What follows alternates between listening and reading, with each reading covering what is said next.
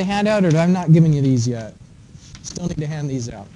All right, let me give you a little background on why you're even taking a crack at WaterGEMS. Usually, throughout most of engineering, they don't teach design in fluid mechanics. Like most programs throughout the country, you don't start getting into design really until senior design, but sometimes they'll give you just a taste of it in hydraulic engineering. But I think it's better to start you early as possible in design, especially when we've got a good tool like WaterGEMS available. Because you're going to have internships, because you actually might now currently be working in a position where a knowledge of engineering software could be useful to you. And also, I found that students have a little bit more enthusiasm for the subject when they can start to see the application as soon as possible. Maybe it complements the theory if you can start applying the theory to begin with. So what I've given you is the last lab that you're going to have to submit of the semester with an asterisk next to that. So this is the lab for today, and then Tuesday, December, I think it's the 2nd when we come back from Thanksgiving. You know, we won't have lab on the 25th because none of us will be here. Then on Tuesday the 2nd, we will have a lab meeting, but during the lab, you'll do all the calculations and submit the thing to me. So you won't have a report that you'll have to go home and write. We'll have an activity, you'll bang out some calculations, and you'll hand me the paper of the calculations you did. So this is the last one where you're actually going to have some obligation to work on outside of our meeting. So you can say hooray to that, right? The semester is drawing to a close pretty quickly. So what we're going to do with this is I'm going to give you a demonstration on a few things with WaterGEMS. And at first, I think it's best for you just to watch what I'm doing. And then you can do the same thing. We'll go through it a second time. You can do the same thing on your computer. And then I have a lab activity on the back of the page. And the lab activity explains what I want you to submit on Tuesday, December 2nd. It's not a big report. It's actually just a couple of screenshots or a printout that shows what's happening under a certain circumstance, and then an explanation of what's happening and why it's happening that way. When we were using WaterGEMS before, we were just barely scratching the surface. The water wasn't actually moving. They were all static scenarios. But now, finally, what we're going to do is we're going to start the water flowing through the pipes, and WaterGEMS is going to calculate the pressure loss through the pipe. And so we're actually using it to estimate energy losses, and that's when it really starts to shine.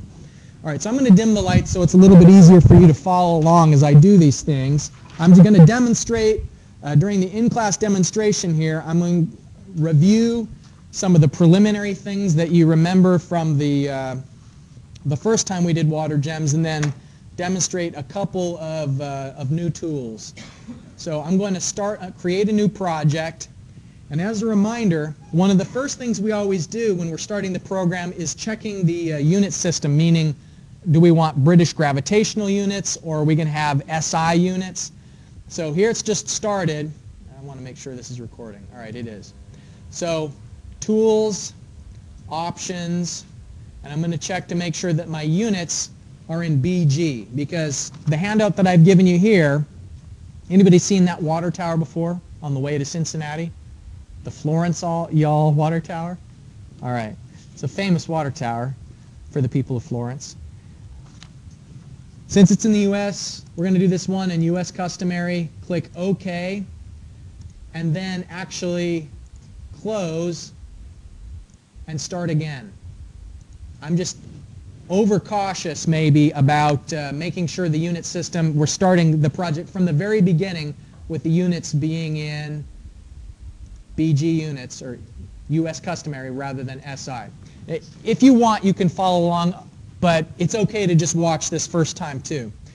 So we want to set the friction method to Darcy Weisbach, and this one's important this time because the water's actually going to be flowing. It's better to use Darcy Weisbach. It's more accurate than the default Hayes and Williams. And so that is specified under calculation options, I think. Let's see, transient solver, No, we're going to do the steady state, so double click on that and see where it says Hayes and Williams. We want that to say Darcy Weisbach. All right. So again, that was in Analysis, Calculation Options, and then check in the Steady State Solver, double click, and then make sure it says Darcy Weisbach. Darcy Weisbach's harder to do by hand, but the computer doesn't have any trouble with either way. So I don't know why it's defaulting to Hayes and Williams, because, I mean, the calculator, it's going to take half a second longer to do the analysis according to Darcy Weisbach, and the results are more accurate. So, all right. So now we need to draw some network that represents a water tank connected to a pipe, and at the end of it is a hydrant. Now, if you look around here, you'll notice there's no symbol that looks like a hydrant. It doesn't matter. We don't actually need to have anything other than just a normal junction. We're going to start off with this tool, the pipe tool, and I'm going to right click and have it change to a reservoir. And then it doesn't matter how long the line is, because I'm going to, it does scale the length of the pipe according to where I click, but I'm going to override that. I'm going to give it a user-defined length. And you remember that there's a user-defined length. So I'm going to right click and change it from reservoir to a junction. Actually, there is a hydrant. How about that? But we're just going to do a junction. And at that, press escape. So it's easy as drawing a line, and now we can start entering the data that represents this system and conducting a simulation. In the baseline example, in the table, it says water at 68 degrees Fahrenheit.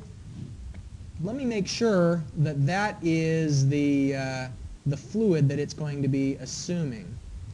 I think that's in the calculation options. Base calculation options. If I scroll down, water at 68. Yeah, so that's good. If I wanted to change that to a different fluid, I can open up the liquid library, and here's a whole bunch of other options. You could have oil going through your pipeline, seawater, water at a different temperature. But I'm just going to stick with the water at 20 degrees. All right. So I need to put in the water elevation, and there's a couple of ways I can do that. I can either double click the individual element like this and then type in the elevation right here of the item, 1079.37, and enter, and it saves it automatically. Or the other way I could have opened up and tried to enter in that elevation is with here the flex tables. You remember that there's a flex table for every kind of element that can be created. And so the flex table that I want to open up is the reservoir flex table, and it'll already have that elevation typed in that I had defined the other way. So if I hadn't typed it in individually, I could type it in right here. And if you're editing a lot of different items at one time, like if you've got a network with 10 different pipes, it's easier to change them all at once rather than clicking on them each individually and going to find the menu item. The flex tables are better if you're trying to handle a lot of elements all at once. Okay, so I've defined the reservoir water elevation. Now I'm going to go into the pipe table, and let's see from this baseline example what it tells me about the pipe. It tells me the diameter is 4 inches, 4 instead of 6. Some of you may have, maybe it says diameter in terms of feet instead of inches. Well, you can do the calculations, right? You know how to, 4 inches would be 0.333 feet, or you can right-click on it and change units and formatting. Instead of inches, you could have it go to feet, miles, whatever you need, whatever units you prefer to see, you can have it display them. All right. Right now, what length does it, it's not displaying what length it thinks it knows. That's fine. I'm going to turn on has user-defined length, and then this over here, the 0, and it's yellow, which means I can't edit it. If I tried to type in a length right now of 1,500 feet, it won't let me. It's not editable until I turn this on. Has user-defined length. So now it'll allow me to tell it that it's 1,500 feet, which is what it says in that table. What is it made out of? What pipe? Cast iron, right. So right now it's saying ductile iron. So if I double click on the ellipsis, no, just single click, brings up the material library, and let me find cast iron.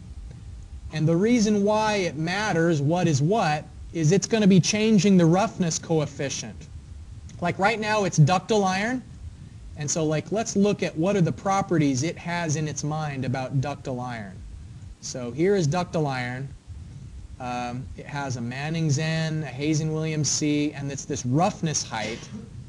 The roughness height is what's used when you do Darcy Weisbach style calculations. And so it has a roughness height of 0.0009 feet. Well, we know that our material is supposed to be cast iron. So let me switch over to cast iron, and it's got, well, the same roughness height, I suppose. So it wouldn't have mattered.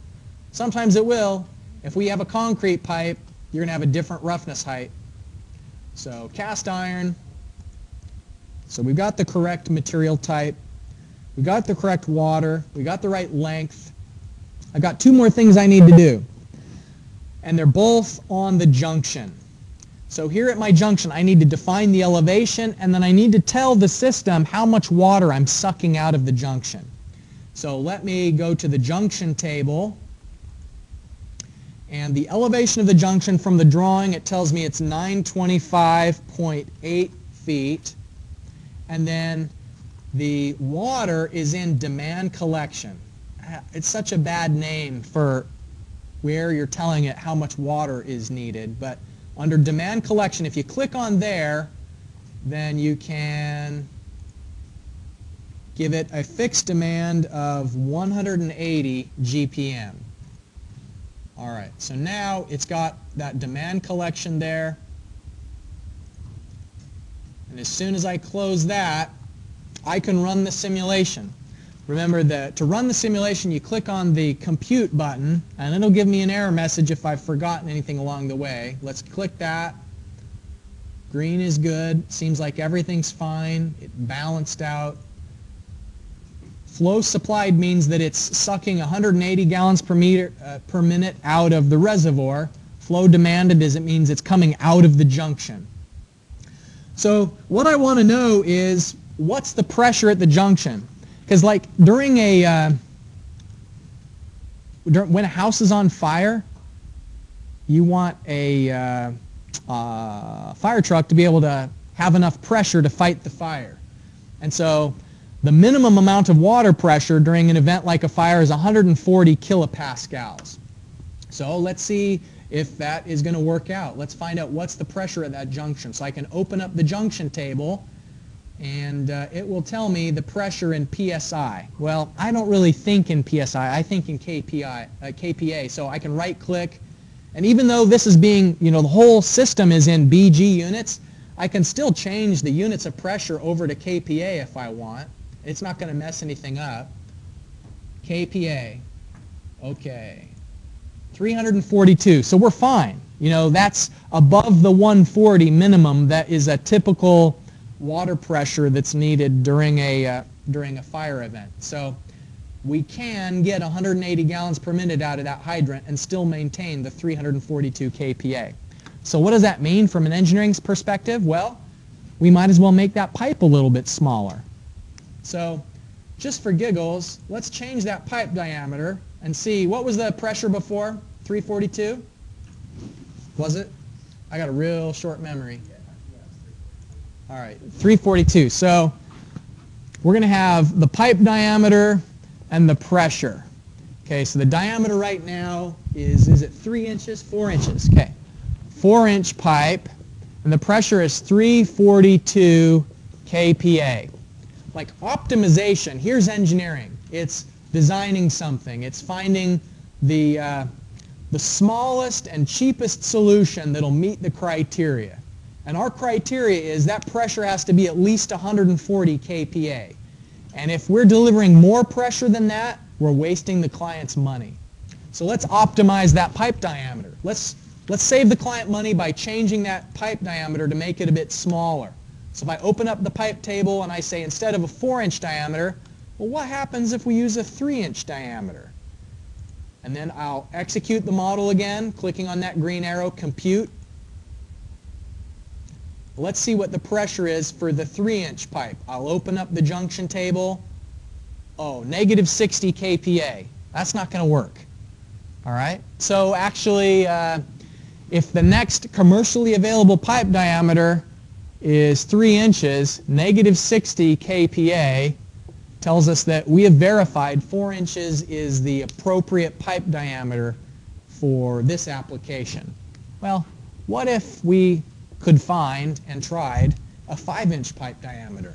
Not to belabor the point, but I just want to illustrate how quickly WaterGEMS is able to analyze a really complicated flow situation. So let's change the pipe diameter from 3 to 5 inches, execute the model again, and open up that junction table. So for a 5-inch pipe, it goes 422 kPa. All right. So you've done some of this before, some of it's new. This is the first time that you've specified a demand in your system. You'd previously drawn the lines and worked with the flex tables. Let's press forward a little bit more and add annotation. This is new. You haven't done annotation before. Annotation is just a fancy way of saying labeling. So what if I wanted, instead of having to open up the junction table every time to see what's the pressure, what if I just want to have it on my picture? Okay, so what I'm going to do is over here in this pane on the left, I'm going to expand the junction table.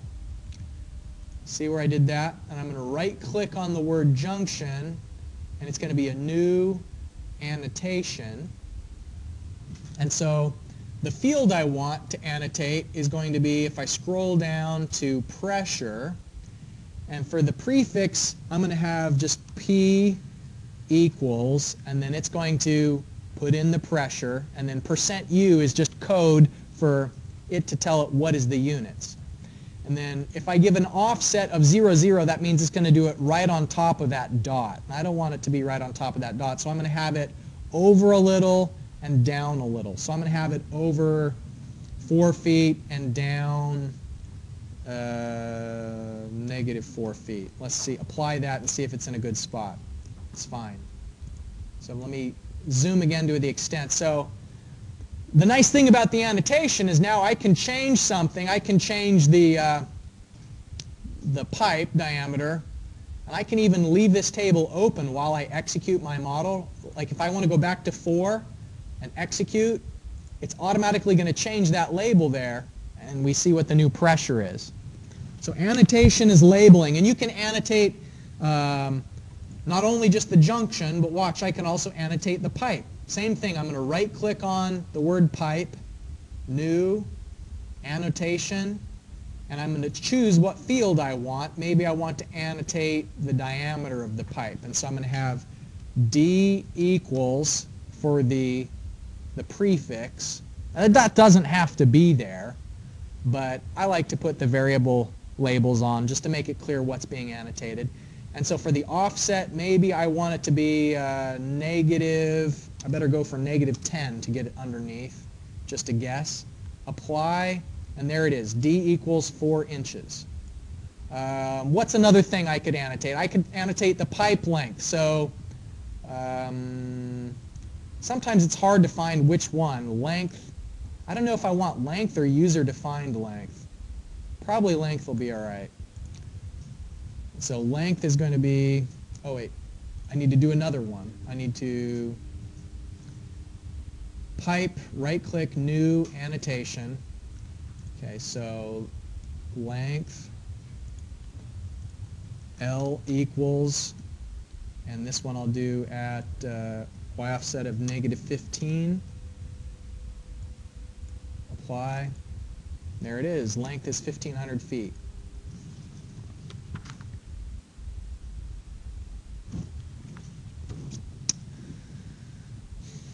So this bulleted list of things I want to demonstrate for you, we've just done annotations.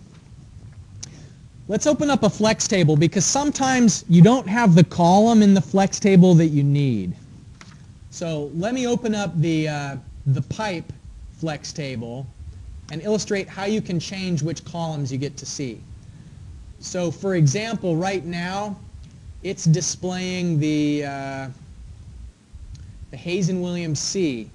Well, I don't care about the Hazen-Williams C because I'm using the Darcy Weisbach formula for friction loss, not the Hazen-Williams C. So if I want to get rid of that column, I can go over here to this, I think it's Edit. No, yeah, Edit. And here's a list of all of the possible things that you could have in the flex table. There's lots of possibilities. But the list of what's being selected right now is just 15 columns. And so I don't care about Hazen-Williams C, so I'm going to remove it from that list. Just click that, and now it's not going to be on that list anymore. But what if instead I want to see the Darcy Weisbach relative roughness? So I'll add that to my list. Add. And so there it is, Darcy Weisbach E. So now when I say OK, now I've got Darcy Weisbach roughness, but I don't have the Hazen-Williams C anymore. So you can tidy up which columns need to be there and which don't.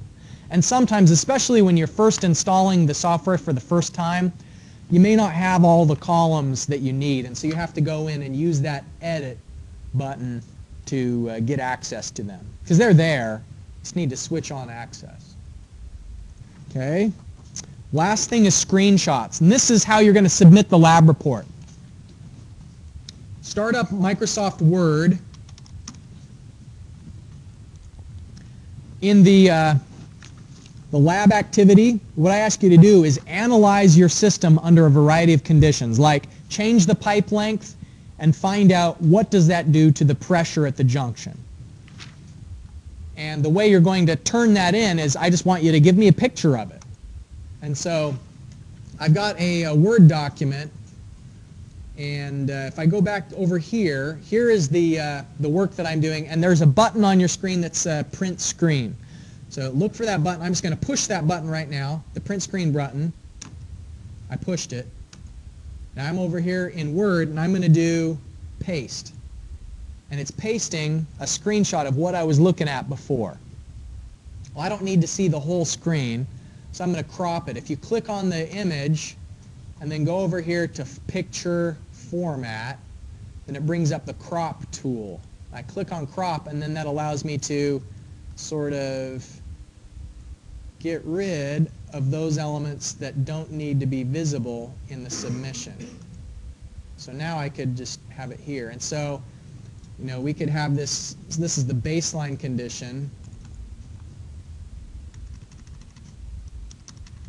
So baseline condition, and then you could do your response. You know, it's asking you to describe what the resulting effect of that change is on pressure. So we could say this is the baseline condition, thus there is no change to consider.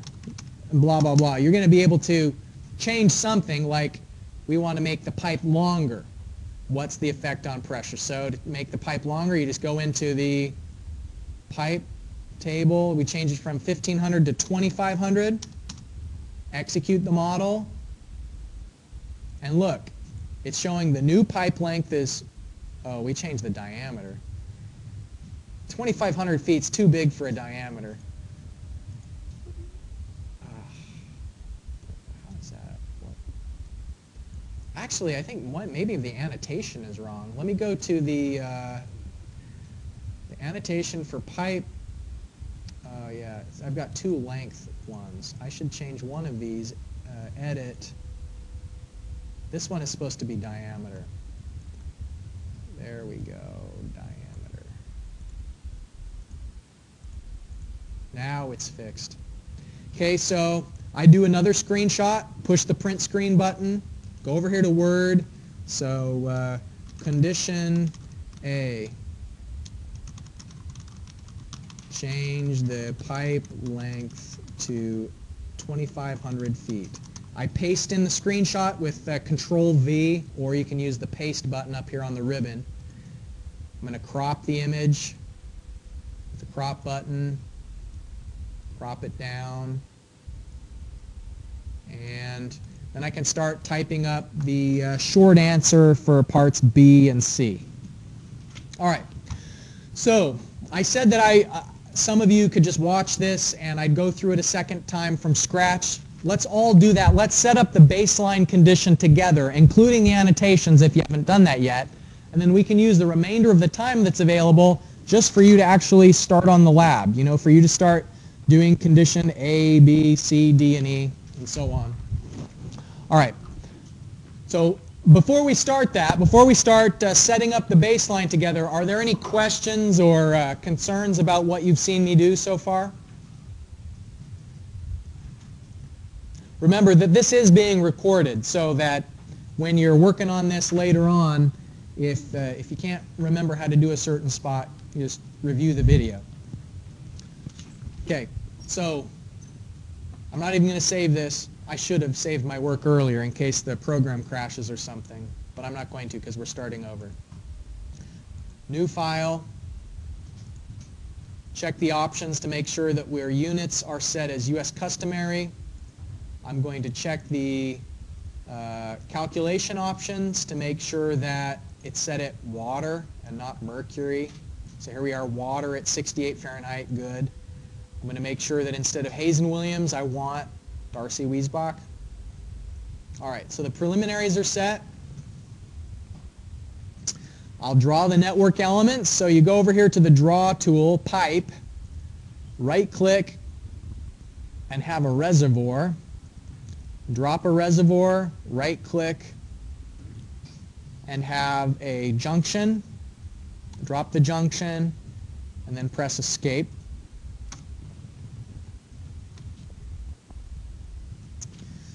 All right.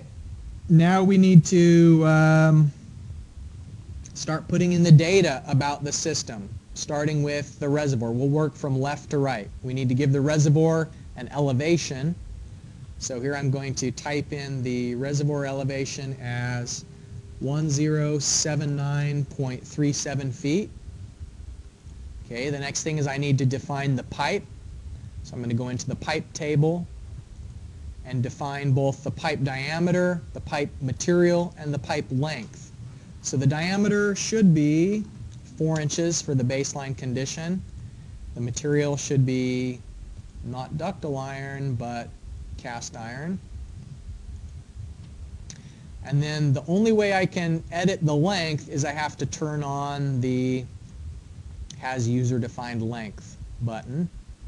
And then that allows me to type in the user-defined length of 1,500 feet.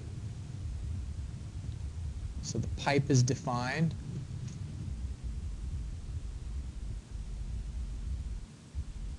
Speak up if you've got questions or if you need me to pause for a second. I think those tablet computers are probably slower than this desktop, so they might, you know, think for a second when I tell you to do a certain step.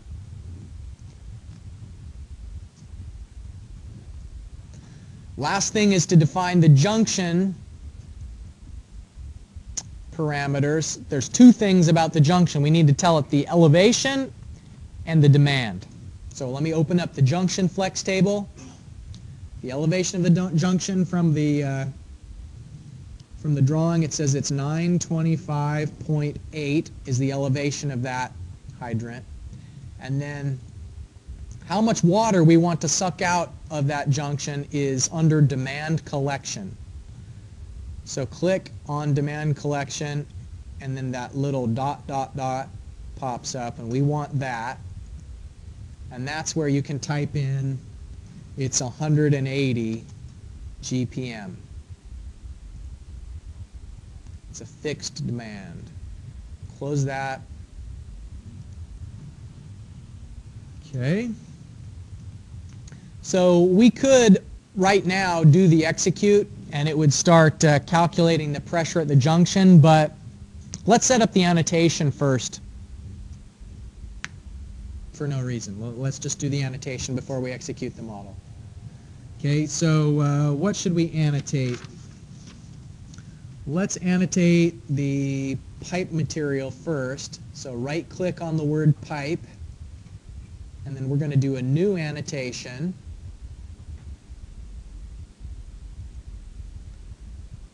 And let's find the field name that says length.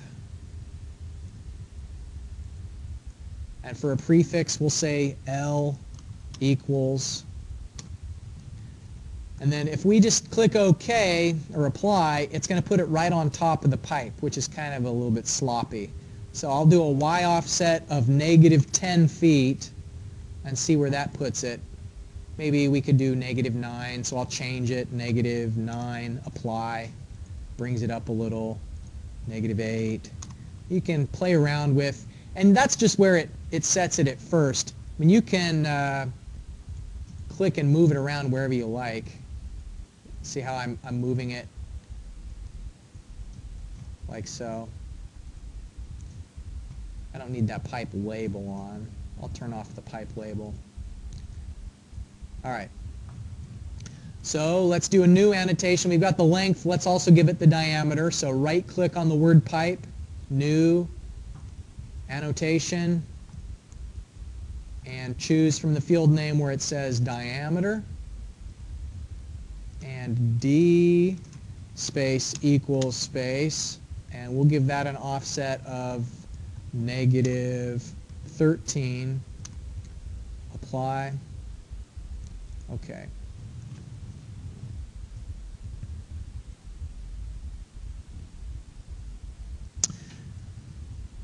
Let's also annotate, I've given you an example. It says that you should annotate the head loss and then also the material type. So let's add another annotation, new annotation. Let's look for the one that says head loss.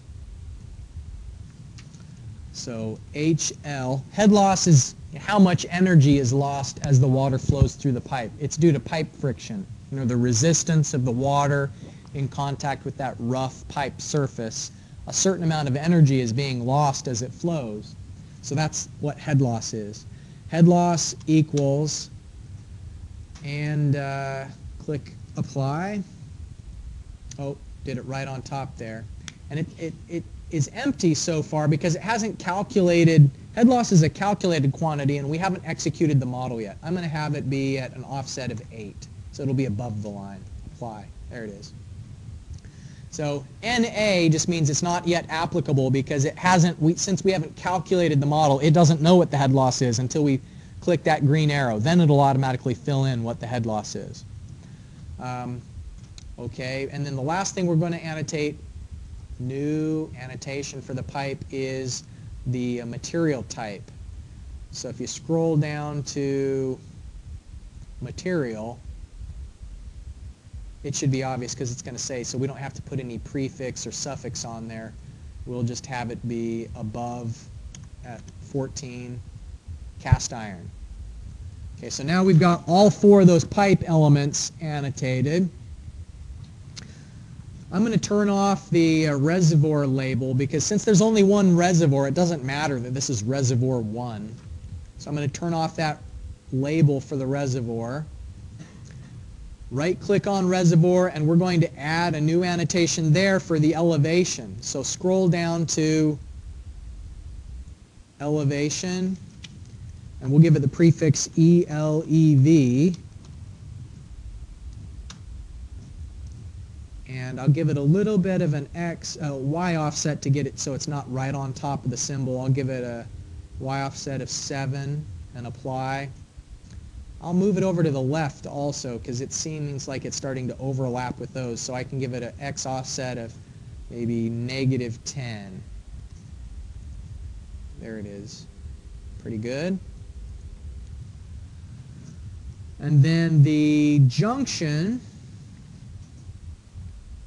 also doesn't need a label, but I do want to annotate the pressure, the flow rate, and the elevation. So let's right click on junction, new, annotation, and we'll do first of all the pressure one, scrolling down.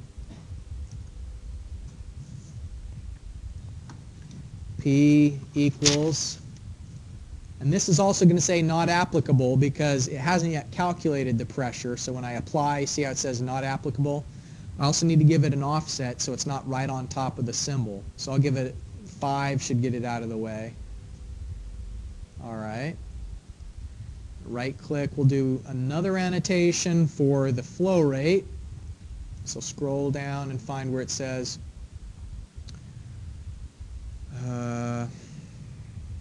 demand.